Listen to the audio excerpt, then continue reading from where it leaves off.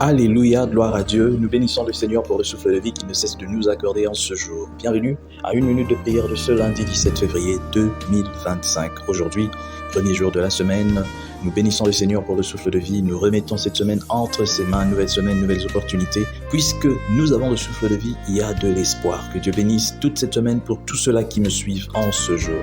Aujourd'hui, le Seigneur a mis en mon cœur le désir de partager avec vous ce passage de Daniel chapitre 6, le verset 10, que je lis au nom de notre Seigneur Jésus-Christ. 3 fois le jour, il se mettait à genoux, il priait et il louait son Dieu. Alléluia. La prière est avant tout une vie, l'expression de la communion du chrétien avec son souverain sacrificateur qui est donc Jésus-Christ.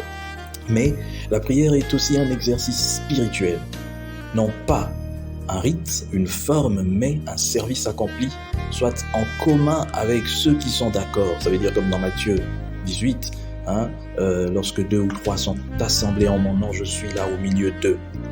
Alors, notre texte nous donne une illustration avec Daniel soumis à une terrible épreuve et maintenant sa prière à genoux 3 fois par jour. 3 fois par jour, ça ne veut pas dire qu'il faut obligatoirement le faire 3 fois, mais tel que l'Esprit nous commande de le faire. Et ça dépend du problème que nous sommes aussi en train de vivre. La prière, telle que nous montre Daniel ici, c'est une puissante arme, un moyen puissant de pouvoir faire face à l'adversité, aux problèmes de la vie. Et Daniel avait compris cela. 3 fois par jour, il se mettait à genoux pour prier l'Éternel.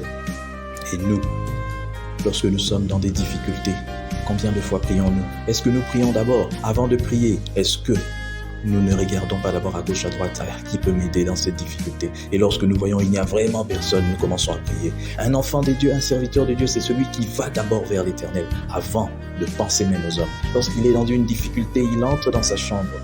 Dans les lieux secrets, il prie, Seigneur, regarde, je suis face à ceci. Oh Seigneur, aide-moi.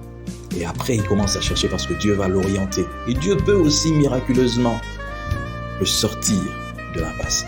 Voilà pourquoi en cette journée, en ce début de semaine, je voudrais rappeler à quelqu'un, à un enfant de Dieu, à un serviteur, une servante de Dieu, quel que soit le problème, tournons-nous d'abord vers Dieu.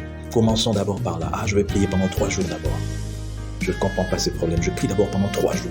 Et après, je commence à ouvrir les yeux pour regarder à gauche, à droite. Et c'est comme ça que Dieu peut nous aider à sortir. Ne pense pas qu'en cherchant la solution de toi-même, tu vas trouver. Tu peux certes trouver, mais 2 fois, tu peux être face à une situation qui te sera difficile et tu ne trouves pas d'issue. C'est là que Dieu intervient. Alors pourquoi ne pas aller vers Dieu d'abord, quelle que soit l'intensité du problème? Je bénis le Seigneur, je bénis cette journée, je bénis cette semaine pour tout un chacun. Que la gloire de Dieu rayonne dans nos vies, au nom de Jésus-Christ. Amen. Bonne semaine à tous.